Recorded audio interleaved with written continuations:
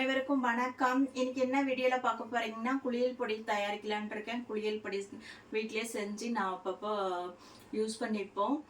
Back மாதிரி கூட use பண்ணிப்பாங்க வீட்டில். அதனால நானே செஞ்சிருவேன். இயற்கையான பொருள் கொண்டு நானே சூப்பராக இருக்குங்க. சோப்பு கூட போட வேண்டாம். நமக்கு வேணும்னா இது சோப்பு யூஸ் பண்ணிக்கலாம். இந்த பொடியே போதும். நலுங்கு மாவு மாதிரி சொல்லுவாங்கல்ல, அதே தான் அது. ஃபுல்லாக பார்த்தீங்கன்னா எல்லாமே இயற்கை மூலிகை கொண்டு தான் நான் செஞ்சு அரைச்சி வச்சுப்பேன். வாங்க எப்படி செய்யறதுன்னு பார்க்கலாம். முதல்ல இப்போ தான் என்னோட வீடியோவை பார்க்குறீங்கன்னா என்னோட சேனலை சப்ஸ்கிரைப் பண்ணிட்டு உள்ள வாங்க, வீடியோக்குள்ளே போகலாம். இப்போ பார்த்தீங்கன்னா ஃபேஸ் பவுடர் அரைக்கிறதுக்கு என்னென்ன எடுத்து வச்சுருக்கேன்னு காட்டுறேன். பச்சைப்பயிறு, கடலைப்பருப்பு, அதிமதுரம், கஸ்தூரி மஞ்சள், அப்புறம் பார்த்திங்கன்னா ரோஸ் இதழ், ஆவாரம்பூ, கொஞ்சம் காஞ்ச வேப்பிலை, மறிக்கொழுந்து, அப்புறம் பார்த்திங்கன்னா மருகும் கொஞ்சம் போட்டிருக்கேன் ஸ்மெல்லாக இருக்குன்னு. இதெல்லாம் எடுத்து வச்சுருக்கேன். இன்னும் கொஞ்சம் எடுத்து வச்சுருக்கேன், அதையும் காட்டுறேன்.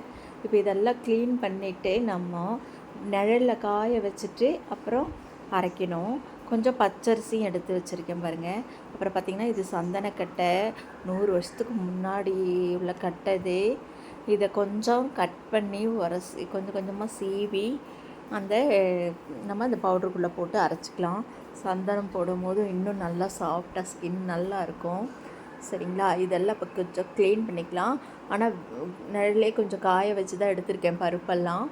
அதை எல்லாமே இப்போ இந்த பூ மட்டும் கொஞ்சம் குச்சியெல்லாம் எடுத்துட்டு நம்ம அரைக்கலாம்.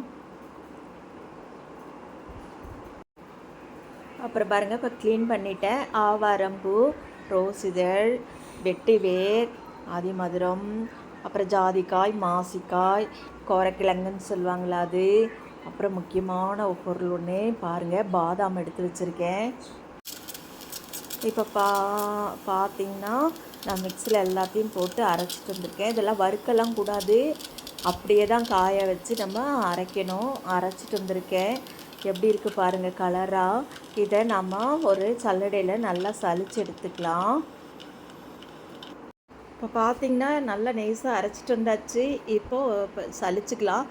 சலிச்சுட்டு ஒரு டப்பாவில் போட்டு காற்று போகாமல் மூடி வச்சுட்டு ஈரப்படாமல் வச்சிட்டோம்னா நம்ம எப்போ வேணாலும் எடுத்து யூஸ் பண்ணிக்கலாம். நம்ம இப்போ ஒரு டப்பாவில் எடுத்து போட்டு வச்சுக்கிட்டாச்சு. இப்போ பார்த்துருப்பீங்க எத்தனை பொருள் போட்டு இயற்கையாக பார்த்தீங்கன்னா குழந்தைங்கலேருந்து பெரியவங்க வரையும் யூஸ் பண்ணிக்கலாங்க.